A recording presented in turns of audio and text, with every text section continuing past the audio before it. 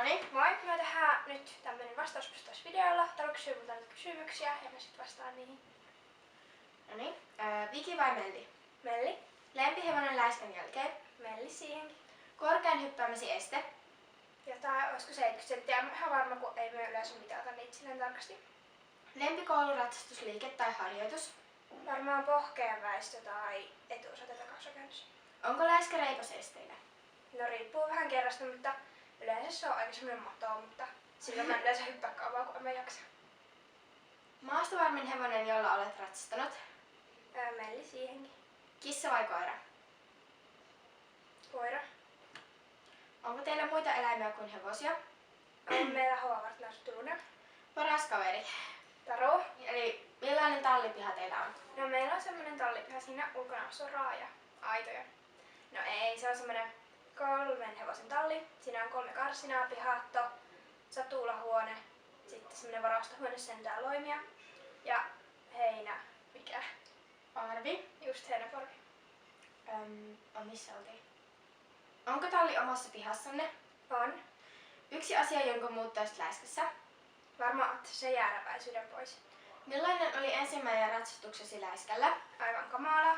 Hevonen vei mua kuusinolla ja ratsastin semmoisella kilometrin mittaisella ohjeella ja läiskä nosti laukaisi. No ei muuten, läiskä oli tosi kiltisti, mutta se laukko nyt ei oikein lähtenyt. Onko teillä tarkoituksena kisata joskus? Toivottavasti ainakin päästä tulevaisuudessa johonkin kisoihin. Voitko tehdä joskus My Day? Kyllä. Teetkö itse bannerisi? No nykyinen ei sitä edelleen nyt itse, mutta yleensä mulle tekee joku taitavampi kuten Juula tai tämmönen, kun mulla ei riitä hermot. Tuokin kaminihermot, se on tosi yksinkertainen. Mut se on hieno. No en nyt tiedä. Se on vähän semmonen läiskä. No, kuvastaa teitä hyvin. Jep. Parhaat YouTube-editoijat heppavideoissa. En mä tiedä. Mä voin linkata ne vaikka tähän postaukseen. Onko oman hevosen pitäminen vaikeaa? No ei se silleen vaikeeta oo, mutta kumminkin se sitoo tosi paljon, kun vaikka kaverit lähtee johonkin, niin sit mä en aina pääse mukaan, kun pitää ratsastaa maapumiin. Lempibändi tai artisti? Ei mulla oo. Oota, nyt mä hävitin tästä missä mä No olen. ei se ottaa. Lempiblogit? No mä voin nekin linkata tähän. Oletko jossain blogeissa haamulukijana? Oo mä muutamassa. Miksi aloitit bloggaamisen? No mä kävin jossain hevostallimitissä, jos on Topikissa. Onko se Topikki? On. Noniin, tiedät. Joo, lähinnä. Niin kävin siellä lukemassa niitä ja sit siellä oli blogeja ja kävin lukemassa, niin sit mä ajattelin, että olisi kiva päästä silleen kirjoittelemaan vähän päiväkirjatyylistä. Onko kavereillasi blogeja? On. Minulla. Taru.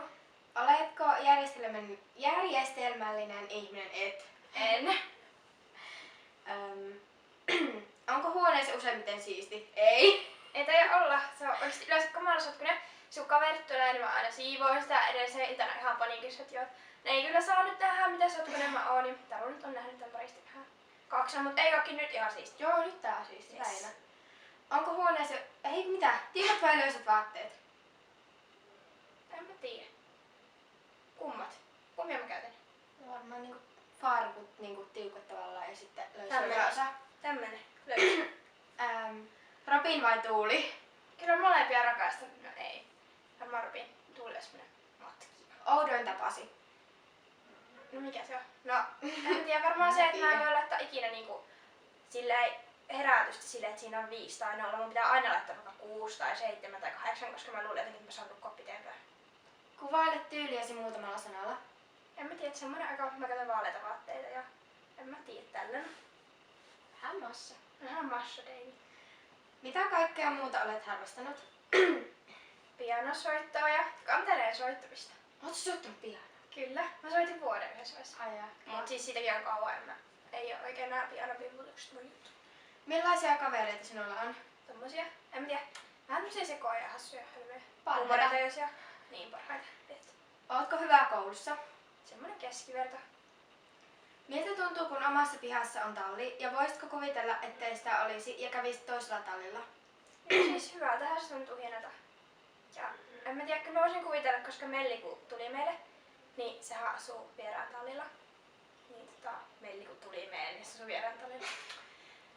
Siis kuitenkin kun... Ennen kuin se tuli teille. Niin, ennen kuin tuli meille, niin oli vieraan tallilla. Mut en mä tiedä. Nyt se tuntuisi kyllä aika ouvolta, mut mikä siinä kyllä siihen tottus. Helpottaa asioita, kun teillä on omassa pihassa talli. Onhan se nopeampi tehdä kaikkea.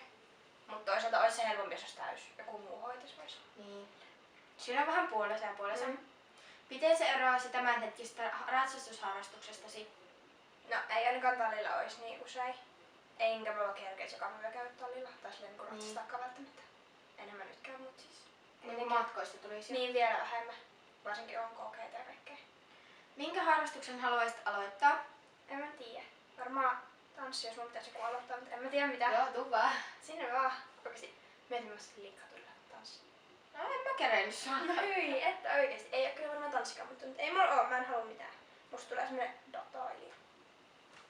Minkä harrastuksen olisit aloittanut, jos et olisi aloittanut ratsastusta? Tanssi.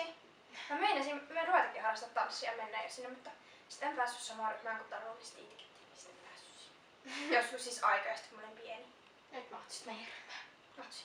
Sinne vaan tanssi. Joo, tuu vaan. Mä saan, mitä se on se jatsi? Ei oo jatsryhmää. Ihan sama on tuo jatsaama. Ja sit se paleettikin on muuttu, mutta se palettiryhmähän on.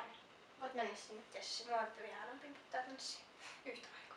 Joo, mutta tää oli nyt sitten varmaan tässä. Poikettiin taas vähän aiheesta. Ja Niin, tää on tässä. Toivottavasti tykkäsitte. Vähän meni tämmöiseksi sekavaksi, mutta ei voi mitään. moikka!